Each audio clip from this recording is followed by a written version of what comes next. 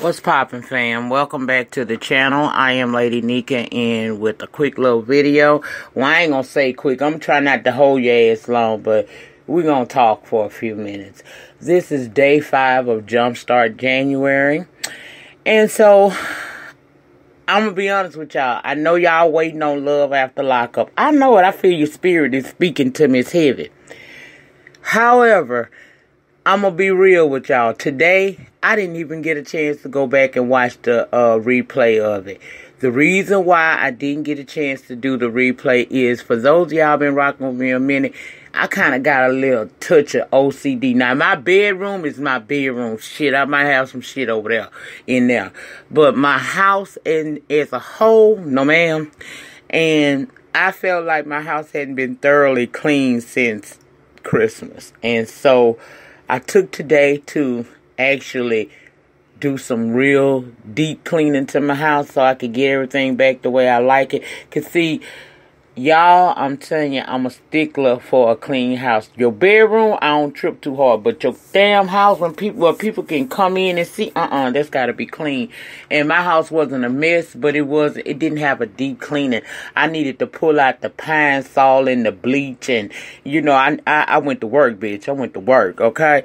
And when I get these spurts of energy, I have to do it right then. So I woke up this morning. I don't know where that energy came from, but I spent the day doing errands and cleaning this house up, taking care of my business, which has led me to it being about 7:27 p.m. now, and I still haven't watched the replay of Love After Lockup.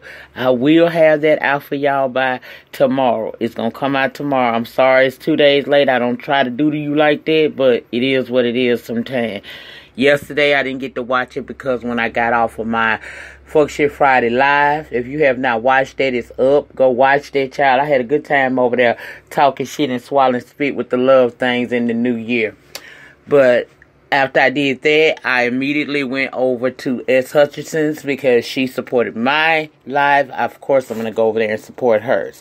So, child, they took me into the midnight hours, and so after that, I just wasn't able to do it, girl. I wasn't able to do it. But at any rate, I'm okay today. Today has been a good day, and shit, just like on my damn live, here goes somebody saying some shit to me. Hold on.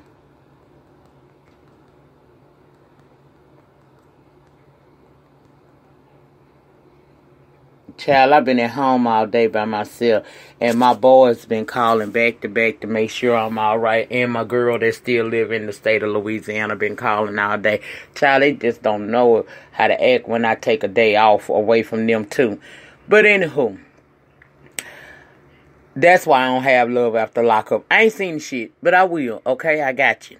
Now, let's talk about what I'm going to talk about today, which is, you know, I went back and I watched my live as I always do. Every video I upload, I watch it after the fact. And I'm still stuck, y'all, on what made these grown people. See, we know that obviously it's a big old pretty mall, but it ain't no shoppers inside of RKelly head, okay? I love him. You know, I had much love for him for many years. But clearly, he's a big old pretty mall and it ain't no damn shoppers in there. I get that. But what I have a question of still today is, why is it that all of these people that were around him who are now presenting themselves and their stories on this documentary, y'all obviously knew then something was wrong. Why didn't y'all say something? Now, I know some people said different things last night, told me, you know, sometimes people don't want to, you know, become victims themselves and have to suffer in silence. I heard about how, you know, Sparkle stepping out caused her demise of her career that was just beginning to blossom. I get all of that. But what about what kind of moral compass are we operating under these days? And back then. See, I mean, this is what I mean. If I see something that I know can be detrimental to somebody's future, even if it's going to cause me some discomfort, I'm going to speak on it. My character won't allow me to remain quiet. I don't give a damn if they paying me good. I don't care if I'm afraid. I'm just not that type of person. I ain't no weak bitch. I don't care what it costs me. I have been in situations where my life has been threatened because I spoke up. It didn't stop me from speaking up. Now, everybody ain't built that way, but that's how I was raised. I was raised to speak up when you know something is right, is wrong. It's right for you to speak up and say something. From the tour manager down to the backup singer, everybody had a responsibility in this. I feel like if you don't say anything, what you don't challenge, you condone. That's how I feel about it. And now looking at them on this documentary all these years later, and people want to break down crying and whatnot, I don't understand that. What you crying for? I understand sometimes people hold stuff and once they cry, they release. Okay, I get that. Somebody put that in my spirit last night. But see, you wouldn't have nothing to hold on to if you were the person that you're supposed to be. Even when I was young, guys, I still was that person that was going to speak up for right. It done caused me to get many a damn fights with people, and sometimes I ain't gonna lie to y'all, cause I ain't no punk bitch. Hell, sometimes I ain't win. But I stood my ground and I stood on my principles. What is right is right. What is wrong is wrong. And they all failed those girls. Now, I ain't talking about Kitty Jones. Let me tell you why I don't feel nothing for Kitty Jones. That was a grown-ass woman who knowingly allowed herself to be placed into that situation. See, she thought she was finna come up. And she went there. She gave up, left her kid and left her job. And oh, she moving on up, baby. She finna be the next Mrs. RKelly. And got up in there and got treated just like the rest. God don't like evil. Your idea was, I'm gonna come up. I'm gonna get me a bag, bitch. I ain't got to work no more. And now you running around here network to network, writing books and shit, trying to make everybody feel that you're a victim when you're not a victim. Those younger girls, I could say that they have been victimized. But you weren't victimized, girl. You willingly walked into fire. You knew the history and everything. So I don't feel sorry for her. Fuck all that. I ain't going there. I just ain't going there with them. I ain't going there with that line and carrying on and whatnot. So I'm not going there with you. I'm just not. If you don't stand for something, you'll fall for anything. I don't give a damn how much money a person has and how well they are providing for you. If your moral compass tell you that something is not right, especially involving young people, you should speak on it. Now, I do take into account that those girls were hell, it was just like me, hiding ass. But I can't put too much blame on them because they kids. And they not responsible for, making the right decisions for themselves. We would like them to. However, they still can be manipulated very easily. And when you hiding the ass and you want to get with this man and he got all this money and clout, it's easy to be manipulated by that. It's easy to be drawn into it. And then once you get into that web, you find yourself stuck. So I'm not taking anything away from the fact that those young girls were victimized. But I still wonder why people didn't speak out, including the parents. There is no way in hell I could have went down there to RKelly studio at 16 and 17 years old and being allowed to stay up in the studio all night long with him. Now, my daddy might have let that slide, but my auntie, she wasn't with that shit. She wasn't with the shits, and she didn't let me get away with stuff like that. She did all she could to try to keep me protected It was my choice to sneak out, lie, and be deceitful. And I lived with that. I lived with the consequences of my life. And the choices I made at a young age to be defiant. But thank God my life didn't turn out like that. I suffered long enough as a child. God took that away from me, took that pressure off of me as I became an adult. And I learned better. I just don't understand how a mother can basically pimp her daughter out for some coins. I'll pimp me, but I ain't pimping her them. No, that ain't how that goes. So that was still on my mind all day today. Like, everybody coming forward and everybody got these elaborate stories. Oh, they remember everything, detail by detail. But you couldn't collect that detail and take it down to your local state or your local, well, your state or local police department. You couldn't go there. You couldn't go over down to your district attorney's office and tell him what you saw firsthand, even if it meant that you might have to go through something. Sometimes the blessing comes while the storm is going on. The blessing lies in the storms many times. And it makes me just look at people crazy, because I've even self-checked myself before, because I didn't went along to get along and I felt awful afterwards. I learned from that, and maybe this will help them learn from what they went through and the fact that they held this information for so long. But at the end of the day, I'm still going to tell y'all the same thing I told y'all on that live. All this is doing is going to embarrass the fuck out of him. It's going to slander him for a little minute, and it's going to stop some bags for a little while. But we a country that don't hold people accountable. They will accept him back in. It's not over for him. He ain't going to probably go no jail for this, because these are stories that we've heard for years. He's been investigated so many times by the FBI, and nobody seems to be able to find that will finally put the nail in the coffin for him. And you know why? They not looking that hard. And you want to know why? Because the black woman is the most disrespected woman in America.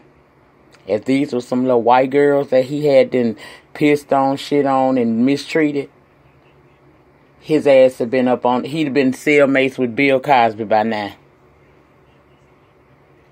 That's where Bill made his mistake. He crossed over, and don't you dare touch that beautiful white gal. In my Uncle Ruckus voice. She's a queen. She's the epitome of innocence and grace. This blue-eyed devil. Whatever. Anyway, that was all I needed to say about that. That was in my spirit, so I thought I would say something about it. Now, the next thing I want to talk about real briefly with you guys before I get off the line is learning how to forgive a person when they've wronged you. I talked briefly about this last night, and I will talk about it even more at a later date and time. But I want to say something, because people seem to not understand the power of forgiveness. That shit ain't for that person that offended you. That shit is for you. When you holding on to hurt and pain of what someone did to you way back in the way back day, or even recently, that person, he who angers you controls you. You want to be controlled by somebody? Now, I ain't saying you got to kumbaya and fuck with a bitch, deal with a hoe. I ain't said that. I said let it go in your spirit so that you can sleep at night and you can move on with your life and be prepared for all the blessings that are to come behind this tragic event that happened where someone hurt you. People are not above reproach. Y'all, nobody. The word says put your trust in no man. Not even me, bitch. I'ma fail you. I'm human. But oftentimes we put so much into other people, we forget that they are human too. Now, it's certain people that shouldn't cross you to the level that they probably have crossed you. And yes, I understand if you want no more dealings with them. You ain't even got to go to them and say you forgive them. Forgive them in your heart. And once you forgive them in your heart for real, that sends a direct email to God. So you ain't got to say nothing to them. But let it go. So that you can fly free. People hold on to shit 20 and 30 damn years. I'll never forgive a person. What would you do if when we leave this earth and you find out that there really is a thing called Judgment Day? What you gonna do when you stand before Judgment Day? And you're asked why he should forgive you for shit you done did. See, just because we don't know your shit don't mean that you ain't did something. Everybody got a skeleton in their closet. I don't give a damn who you are. I don't give a damn how well represented in this life that you were. It's something you did that you don't want nobody to know about, and it's something that's wrong. So if you can't forgive the next man, who the hell should forgive you? No sin is greater than the other. It's how you respond to it. I'm just as hurt by a motherfucker that I care about, that talk to me crazy or do me dirt, as I am behind a strange bitch doing some dirt to me. It's the same sin. It hurts just the same. Hurt is hurt. Now, it's levels to hurt, but it still hurt. So all I'm saying is, I know that it takes a lot of time and growth to get to that point, but work for it, strive for it. Work on being able to let stuff go. I'm not saying go be friends with somebody that done did you dirt. If you're not able to do that, then fine. And I'm not saying forget what they did. Hell, I want you to remember. The lesson is in the fact that you did remember and didn't fall into that same trap with the next person that may try you in life. But let it go.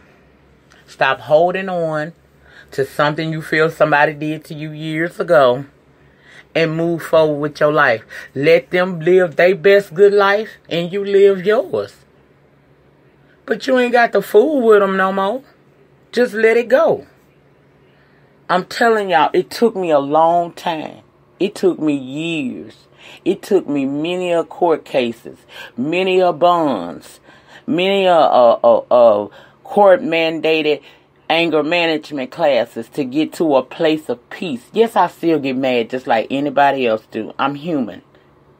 But I told someone today, I never react on my first feeling. When you first piss me off, my first mind is to give you the business. That's how it used to be. But see now, as I'm getting older and I'm getting wiser, I know to sit down and assess the situation. Calm down, assess the situation, and move forward with however I'm going to respond to whatever was done to me. But one thing I can tell you, sitting here today at 46, I ain't mad at no damn body. Yes, I've been did wrong. I forgave my mama's boyfriend years ago. I forgave my ex-husband years ago. I forgave former friends who did dirt to me, whether in recent times or throughout my journey of my life. I have forgiven every single person. Now, can I fuck with some people? Hell to the no. Now, I won't even, did they say handle a person with a long handle spoon? No, bitch, I'm running. Every time you come my way, I'm going to run. Because I know what you come with. But I ain't mad at them. And I'm not holding on to no grudge. I'm just being mindful of the lesson that you taught me in your betrayal of me. And a lot of people need to learn what that is. And learn to utilize that. It's a powerful tool if you ever get hold to it. You sitting there mad, ready to jump a bitch, stomp a hoe. Meanwhile, as you're aging with this anger, your blood pressure getting bad, your cholesterol all out of whack, you can't rest right at nighttime like a normal person's supposed to do. You're just all kinds of fucked up. Because somebody else, another human being that bleed the same shit you do and breathe the same oxygen you breathe, pissed you off, hurt your feelings once upon a time, so now your ass can't let go. You over here having health issues because you can't let go. Child, please. Man can't make you or break you unless you allow him. I tell y'all all the time on this channel, I am cracked like a motherfucker. Okay? I am cracked, girls and boys. But I'm not broken. Know why? Because I ain't built to break. Ain't nothing put on my shoulders, no matter how much it hurts me in my heart. Ain't nothing put on my shoulders that I can't handle. God don't give He give his toughest battles to his strongest soldiers. So if you're going through hell and turmoil right now, first of all, forgive whoever caused that upon you. But if you caused it upon yourself, forgive yourself, girl. And move on. We only got a small time frame from birth to death. And it's on you what happens in between.